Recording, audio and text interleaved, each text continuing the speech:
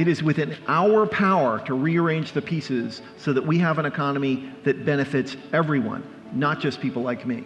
And it's on you to do it. Well, I like the fact that you're bringing together both parties and it's being done on a bipartisan basis. And so I think that's actually really useful. We don't get a lot of opportunities like this. I think that the polarization of our country is a real concern. And I think it's up to our current leaders and former leaders to play a role in trying to bridge that chasm and restore a measurable degree of civility to civil discourse. I think social media, for a long time I thought it was very beneficial and a way for people to communicate and network. I start to get nervous about the programming that people get from consistently getting similar repetitive messages. One of the great things about this conference is hearing a lot of differences of opinion, so that's good, but that's not what's happening out in the world. If we really want true solutions and problem solved in Washington State, the solutions have to be bipartisan.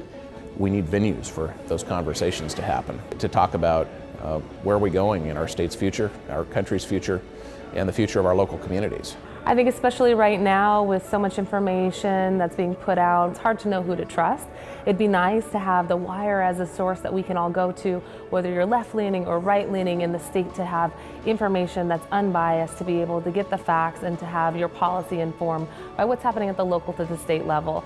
Figuring out how we expand and maximize the use of this next round of renewable resources, whether it's solar, wind, geothermal, biomass, is really something that, again, benefits everyone in the state. My advice for those that represent urban communities versus rural communities is to understand the economies of those rural communities cannot be changed to become the economy of Seattle. In this day and age, in this economy, especially in our state, which has just been booming with this influx of new people and new jobs, it really is very important for our future that we pay attention to higher education. Don't despair.